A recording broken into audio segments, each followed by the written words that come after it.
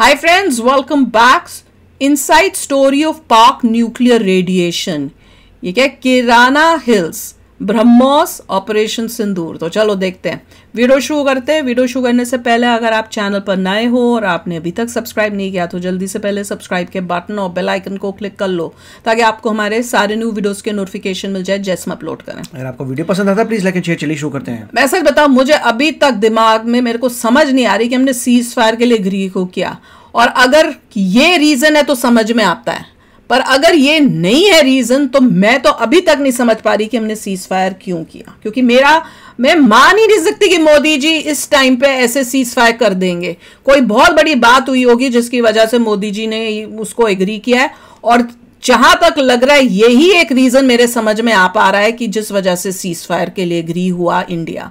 पर अगर ये भी प्रॉब्लम ये है कि ये न्यूज जो है कंफर्म नहीं हो पा रही। हद है यार, कहीं पे ये इतना बड़ा कुछ हो गया और दुनिया को उस न्यूज का कंफर्मेशन नहीं मिल रही। किराने की दुकान के बारे में सुना था, ये किराना हिल पहली ये तो मैंने भी पहली बार ही सुना था कि कोई हिल के अंदर किराना कहां से आ गया, आई डोंट नो। हिल का नाम है किराना, कैसे भाई पता नहीं क्या नाम है। चलो देखते हैं, वीडियो शुरू करते हैं। दोस्तों इस वक्त का सबसे बड़ा सवाल ये है कि क्या भारत ने एक हमले में पाकिस्तान की सारी न्यूक्लियर पावर को बर्बाद कर दिया? पूरी दुनिया में ये खबर चल रही है कि पाकिस्तान अपने ही परमाणु गेम में फंस गया है। जी हाँ, पूरे इंटरनेट पर ये खबर छाई हुई है कि कैसे भारत ने पाकिस्तान के किराना हिल्स में जो हमला किया उसके बाद उस जगह रखे न्यूक्लियर हथियारों को नुकसान पहुंचा है। जी हाँ, किराना हिल्स के इसी एरिया में पहाड़ों के अंदर बंकर बनाकर पाकिस्तान ने अपने न्यूक्लियर हथियार रखे थे। खबरें हैं कि इस पहाड़ के एक बेस पर आकर एक मिसाइल टकराती है जिसके बाद पूरी पाकिस्तानी फौज में हड़कंप मच जाता है। खबर यह भी है कि यह हमला ब्रह्मोस मिसाइल से किया गया है। हमला इतना ताकतवर था कि उस हमले से उस इलाके में रिक्टर स्केल पर 5 से ऊपर का अर्थक्वेक आ जाता है। फिर खबर आती है कि इस हमले के फौरन बाद वहां पाकिस्तान की न्यूक्लियर एसिड्स को नुकसान पहुंचता है, उससे रेडिएशन होने लगता है। उसी वक्त भारत पाकिस्तान के नूर खान एयरबेस को भी तबाह कर देता है। यहीं से कुछ दूरी पर पाकिस्तानी फौज का कमांड सेंटर भी था। फिर एक एक करके पाकिस्तान के सारे एयरबेस तबाह कर दिए जाते हैं। ये सब देखकर पाकिस्तानी फौज भयंकर पैनिक में चली जाती है। अमेरिका तक खबर पहुंच जाती है कि पाकिस्तान अपने न्यूक्लियर हथियार का इस्तेमाल कर सकता है। उसके बाद पूरे सीन में अमेरिका की एंट्री होती है, और फिर आगे क्या होता है आपको बताने की जरूरत नहीं है। लेकिन सवाल ये दोस्तों कि आखिर ऐसा क्या हुआ कि भारत की चंद सेकंड की कार्रवाई में पाकिस्तान बिलबिलाने लगा? आखिर ऐसा क्या हुआ कि पाकिस्तान ने अपने जिन परमाणु हथियारों को पूरी दुनिया से छिपा कर रखा था, पाकिस्तान ने अपने जिन हथियारों को भारत पर हमले के लिए तैयार किया था, वो सारे हथियार लॉन्च होने से पहले खतरे में आ गए। तो आखिर हुआ क्या? आइए आपको एक एक चीज डिटेल में समझाते हैं। वीडियो को अपने दोस्तों से जरूर शेयर करिएगा, चैनल सब्सक्राइब करिएगा। शुरू करते हैं। दोस्तों सबसे पहले आप ये समझ लें कि किराना हिल्स पाकिस्तान में वो सबसे बड़ी जगह है जहां पाकिस्तान ने अपने न्यूक्लियर हथियार स्टोर करके रखे हुए हैं। ये बेस से लगभग 9-10 किलोमीटर की दूरी पर है। ये जगह शाफ के पास में है जहां परमाणु हथियारों को ले जाने वाले J-16 विमान भी तैनात रहते हैं। खबर है कि जब भारत के लाख समझाने के बावजूद पाकिस्तान ने भारत के सिविल ठिकानों और एयरबेस पर हमला करना बंद नहीं किया, तो फिर भारत ने भी पाकिस्तान को सबक सिखाने का फैसला किया। फिर भी मिलिट्री जगहों पे कर रहे हैं। पाकिस्तान के हमलों में तो भारत का कुछ हुआ नहीं, क्योंकि वो सारी मिसाइलें हवा में ही बर्बाद कर दी गई। लेकिन जब बारी भारत के हमले की आई तो पाकिस्तान में कयामत आ गई। भारत गाइडेड बमों और मिसाइलों से सुरंग के एंट्री गेट पर धमाका करता है। जैसे कि मैंने पहले कहा, यह अटैक इतना जबरदस्त था कि वहां पर भूकंप आ जाता है, अर्थक्वेक आ जाता है। इंडियन एयरफोर्स ने सिर्फ लिखा हुआ आया क्या, कंफर्म हुआ कि था अर्थक्वेक आया था? मौजूदा वो सारा जो स्ट्रक्चर था जिसके अंदर ये न्यूक्लियर बम या परमाणु बम स्टोर करके रखे गए थे, वो स्ट्रक्चर पूरी तरह टूटकर नीचे आ जाता है। कहते हैं उसी वक्त अंदर कुछ ऐसा हुआ है कि शायद इससे रेडिएशन हो गया। इस रेडिएशन की बात पाकिस्तान की तरफ से जारी की गई एक नोटिफिकेशन में भी हो रही है। इसकी ऑथेंटिसिटी हम कंफर्म नहीं कर सकते, लेकिन ये तय है कि उस जगह से लोकल लोगों को हटा दिया गया है। लोग परेशान हो गए, लोगों से हटे हो गए कि हम कहां जाएं। सोशल मीडिया पर ऐसी बहुत सारी पोस्ट। इसके अलावा उसी वक्त नूर खान के एटॉमिक सेंटर पर भी अटैक किया गया। अटैक इतना जबरदस्त था कि नासा ने इसकी थर्मल सिग्नेचर को रिकॉर्ड किया। पता चला कि आ गया थर्मल हॉटस्पॉट, वहां 24 घंटे से ज्यादा वक्त तक रहा। इंडियन एयरफोर्स के इस बड़े हमले ने पाकिस्तानी परमाणु कमांड सेंटर को खतरे में डाल दिया और वहां का सारा इंफ्रास्ट्रक्चर बर्बाद कर दिया। इस बीच सोर्सेज से यह कंफर्म हुआ है कि इस हमले से गुफा की स्टोरेज फैसिलिटी को भी तगड़ा नुकसान हुआ है, जिससे लो लेवल का परमाणु रेडिएशन भी हुआ है। उसी वक्त इंडियन एयरफोर्स ने पाकिस्तान के जैकोबाबाद एयरबेस, भोलारी और चगई हिल्स पर भी हमले कर दिए, जिससे वहां भी भारी तबाही मच गई। यही वो टाइम था जब रोता हुआ पाकिस्तान अमेरिका के पास पहुंचा और उसे बताया कि चचा हमारा सारा सौदा फट गया है, इंडिया को रोक लो वरना हम मारे जाएंगे। रेडिएशन की बात सुनकर अमेरिका की भी हालत खराब होगी। जो अमेरिका कल तक ये बोल रहा था कि ये इंडिया और पाकिस्तान का लफड़ा है, एकदम से वो पूरा देश नींद से जाग गया। उसे समझ में आ गया कि अगर इंडिया को नहीं समझाया तो दिन निकलने से पहले पाकिस्तान का सूरज ही डूब जाएगा। अमेरिका की अगली टेंशन ये थी कि इन गधे पाकिस्तानियों ने अपने न्यूक्लियर ठिकानों पर क्या नुकसान करवा लिया ये पता लगाया जाए। तभी अमेरिका ने अपना USB-350 एयरक्राफ्ट, जिसे स्पेशली न्यूक्लियर इमरजेंसी के लिए बनाया हुआ है, उसे फौरन पाकिस्तान भेजा। अमेरिका का एयरक्राफ्ट स्पेशली रेडियोलॉजिकल या न्यूक्लियर एक्टिविटी पर नजर रखने के लिए बनाया गया है। यही वो टाइम था जब इजिप्ट से एक एयरक्राफ्ट EGY-1916 रावलपिंडी में उतरता है। लोग हैरान हो जाते हैं कि बिना किसी पैसेंजर के मिस्र का विमान पाकिस्तान में क्या कर रहा है, मगर ये पता लगते देर नहीं लगती कि मिस्र का ये विमान बोरोन की खेप लेकर पाकिस्तान आया है। तो मैंने बताया था सबसे पहले पढ़ के, बोरोन के भंडार है। बोरोन एक ऐसा एलिमेंट है जो न्यूक्लियर रेडिएशन को अब्सॉर्ब करता है। बोरोन की खासियत ये है कि बोरोन कार्बाइड न्यूट्रॉन को अब्सॉर्ब कर लेती है और कोई बड़ा नुकसान नहीं होने देती है।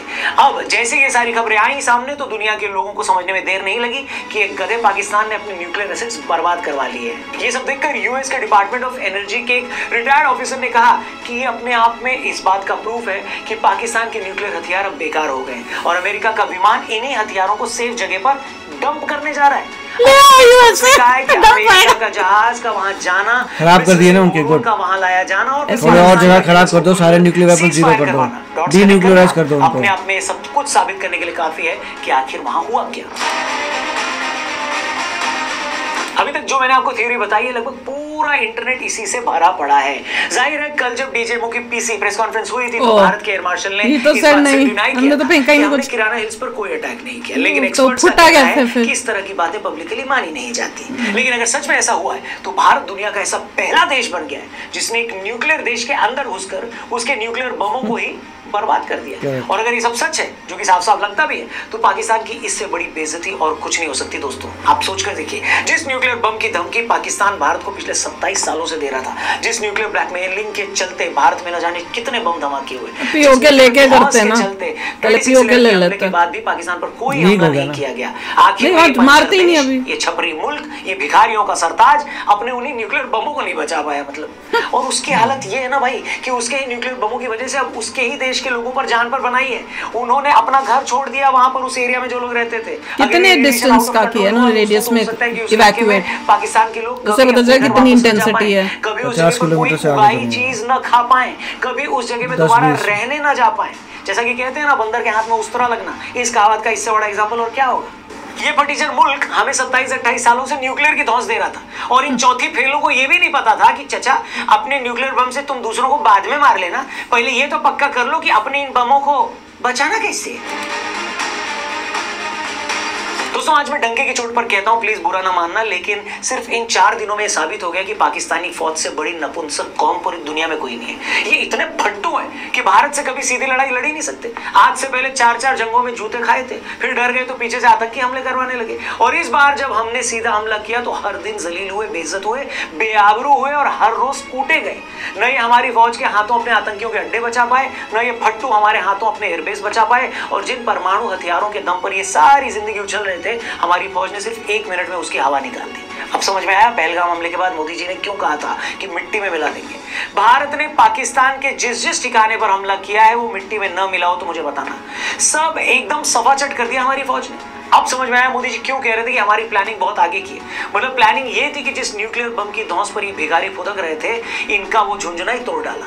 जिस बम के दम पर ये उछल रहे थे, उस बम की सारी हवा निकाल दी। इस हमले के साथ पाकिस्तान को साफ बता दिया गया कि बेटा न तो तुम्हारे परमाणु बमों की कोई औकात है और न ही तुम्हारे फौज की कोई औकात। हम जहां चाहेंगे, जब चाहेंगे, जैसे चाहेंगे तुम्हें ठोक सकते हैं। तुम एक के बाद एक भारत पर मिसाइलें दागते रहे, कुछ नहीं हुआ। हमारी ब्रह्मोस मिसाइल ने सिर्फ एक धमाका किया, तुम्हारे मुल्क में भूकंप आ गया। और फिर अंडरलाइन कर दो दोस्तों, अभी तक भारतीय फौज ने पाकिस्तान को जो अपनी ताकत दिखाई है वो सिर्फ 5% ताकत भी नहीं है हमारी फौज की। अगर अगली बार ऐसा कुछ हुआ तो पाकिस्तान का वहीं पर गेम सेट और मैच हो जाएगा। अब दिक्कत पता क्या है, भारत के इस हमले से पाकिस्तान की तो फटी है, थोड़ी बहुत अमेरिका की भी फटी है, क्योंकि जिस ब्रह्मोस मिसाइल से अटैक हुआ है वो मिसाइल भारत और रशिया दोनों ने मिलकर डेवलप की है। ये एक सुपरसोनिक क्रूज मिसाइल है जो हवा की स्पीड से भी कई गुना तेजी से जाती है। ये कितनी एक्यूरेट है इसका अंदाजा आप इसी बात से लगाओ कि भारत से कई 100 किलोमीटर दूर अगर इसे पाकिस्तान के किसी ठिकाने पर छोड़ा जाता है या छोड़ा गया तो ये एक भी इंच इधर या उधर नहीं होती। आप जरा सोच कर देखिए, एक मिसाइल भारत से चलती है और पाकिस्तान के एयरबेस के सीधा रनवे के बीचों बीच अटैक करती है, हिट करती है, न 1 इंच इधर न 1 इंच उधर। हमने 6 मई को जब पाकिस्तान के 9 अड्डों पर अटैक किया था, आपने उसकी तस्वीरें देखी होगी। एक मस्जिद जिसका इस्तेमाल पाकिस्तानी फौज अपने ट्रेनिंग कैंप के तौर पर कर रही थी, जब उस जगह पर अटैक किया गया तो मिसाइल मस्जिद के कंपाउंड की छत के बीचों बीच जाकर लगती है। ऐसा नहीं कि मिसाइल साइड में गिर गई, अगल बगल वाली मंजिल पर गिर गई, सीधा बीच में। इसको लेमैन की लैंग्वेज में अगर मैं आपको समझाऊं तो ये वैसा ही है जैसा अगर आप बास्केटबॉल को उछाल कर फेंके और वो बास्केटबॉल मुंबई में किसी बास्केटबॉल के कोर्ट में लगे रिंग में चली जाए, बिल्कुल वैसे ही, एग्जैक्टली रिंग में। इसीलिए तो पाकिस्तान की फटकर 74 नहीं है, मगर क्योंकि वही बात है ना बाबा, जब तक आप किसी को अपनी ताकत नहीं दिखाते ना तो सामने वाले को भी समझ में नहीं आता कि आपकी हैसियत क्या है। उसे लगता है सिर्फ बोल रहा है, कुछ करेगा थोड़ी ना है। और सही कहूं तो इसी गलतफहमी में पाकिस्तान की पिलाई हुई है। पुलवामा के बाद जब हमने अटैक किया तो उन लोगों ने क्या बोला था, याद होगा आपको? कोई कौवा भी नहीं मरा, अभी भी तो ये बोल रहे हैं और क्या ही कर लेगा, ये बस हमें डराते हैं। लेकिन इस बार जब हमने सीधे स्ट्राइक उस जगह पर कर दी जहां उनके न्यूक्लियर हथियार रखे थे, तो उनकी अकल के सारे दरवाजे एक साथ खुल गए। उन्हें समझ में आ गया कि इंडिया वालों की ताकत क्या है, इंटेलिजेंस कितना पुख्ता है, जो इन्हें पता लगा लिया इन्होंने कि मान ही नहीं रहे हैं और बोल ही नहीं रहा। ट्रंप ने भी नहीं बताया। फिलहाल आ जाओ, फिर पिटो ये चाहते हैं। उम्मीद है पाकिस्तान को ये सबक सारी जिंदगी याद रहेगा। और मेरे को तो ये लगता है ना कि पाकिस्तान को ये सारा सच अपनी आवाम को बता देना चाहिए। नहीं बताएंगे, क्योंकि इससे बड़ी घिनौनी चीज कुछ हो ही नहीं सकती कि आप अपनी आवाम को सच ही नहीं बता रहे। बाकी आप जरा बताइए कमेंट करके, क्या लगता है, क्या भारत ने सच में पाकिस्तान की न्यूक्लियर धौंस की सारी अकड़ निकाल दी है, या ये मादरनी अभी मानेंगे नहीं, अभी और भी मस्ती करेंगे? जो भी हो आपकी राय कमेंट करके हमें जरूर बताएं। वीडियो बताओ भैया, ये अपने आवाम को बताएंगे कि नहीं बताएंगे? मैंने तो अपना आंसर दे दिया, ये बाज आएंगे कि नहीं आएंगे? ये अच्छा सोल्यूशन था कि उनके न्यूक्लियर वेपन्स वहीं पर ही खराब कर दो कि वो चला। मैंने तो पहले यही बोला था, मैंने कहा यही एक ऑप्शन है। आपको और एक बड़ी find out all the sites, सब साइट्स में अगले में एक और उड़ा दो, ऐसे करते करते डीन्यूक्लियराइज कर दो। बिल्कुल नहीं, मैं कह रही हूँ करेक्टली स्पीकिंग, हर एक कंट्री को अपने कौन से साइट्स पे आपने न्यूक्लियर रखे हुए वो बताने पड़ते हैं, ताकि उनको दूसरी कंट्री को पता हो कि हमने यहाँ अटैक नहीं करना। तो जब इंडिया को इन्होंने इन्फॉर्म किया हुआ है तो उन्होंने ये साइट का नाम नहीं लिया, मतलब इन्होंने बताया कहीं है और झूठों ने रखे हुए हैं अपने ये न्यूक्लियर चीजें कहीं और इंडिया को वो इंफॉर्मेशन थी और इंडिया ने वहां पे, अभी भी इंडिया ने अपना वो कहते हैं ना, वो क्या कहते हैं, वो कंट्रोल किया अपने आप को। जो एक वर्ड होता है ना, पता नहीं वो क्या वर्ड है, मुंह पे आ नहीं रहा, बताना वो वर्ड क्या है, जब आप कहते हो ना कि आपने अपने आप को रोक के रखा, हाँ रिस्ट्रिक्ट किया, और फिर भी उनके इतना प्रिसाइज किया कि भैया सीधा उधर अंदर जाके उसको पूरा बर्बाद करके मेजर कोई कैटास्ट्रोफी ना कर दे। एंट्री डोर पे किया, बस पास में ही किया कि भैया हमें पता है कहाँ है, ये लो, ये हम बस यहाँ तक अभी जा रहे हैं, ज्यादा नहीं, बाज नहीं आए तो ये नेक्स्ट टाइम क्या होगा तुम समझ लो। और ये भी बता दिया कि हमें पता है तुमने कहाँ छुपाए हुए और जहाँ तुमने नहीं बताया। उनके एंट्री डोर पे किया, उनका पूरा कॉम्प्लेक्स ही पूरा कोलैप्स कर गया। वो उनका गुफा में कहीं रखी भी तो गुफा ही बंद हो गई। कुछ हुआ है, हाँ, वो जब किया तो उससे कुछ जब टूटा फूटा होगा, खाली एरिया था तो अर्थ हिले ही है, हाँ ऐसा तो कुछ हुआ, दब गया वो, और फिर वो भागे यूएसए में गए हैं। मैंने तो ये सुना था इंडिया ने इन्फॉर्म किया होगा कि ऐसे हो गया कुछ। उनकी ऐसी पिटाई हुई कि उनको लगा कि अब न्यूक्लियर हमें निकालना पड़ेगा, मगर कर नहीं पाए। पर एक बात लर्निंग ये है कि नेक्स्ट टाइम सीज फायर अगर कोई और आपकी तरफ से वहां से कोई और कर रहा है रिक्वेस्ट, तो उसको कहो पहले तुम अपने मीडिया में जाके अनाउंस करो कि तुम मांग रहे हो सीज फायर, क्योंकि तुम नहीं लड़ सकते, तब तक हम सीज फायर नहीं करेंगे। तो चलो यार, आप भी शेयर करना अपने थॉट्स। चलते हैं, मिलेंगे नेक्स्ट वीडियो में बहुत ही जल्द। Till then take care and bye bye. तो अगर आप मेरे इस चैनल पे नए हो तो जल्दी से सब्सक्राइब के बटन को हिट करो और बेल आइकन को क्लिक करो, ताकि आपको मेरा जब नया वीडियो मैं लगाऊं आपको उसके बारे में जल्दी से पता चल जाए।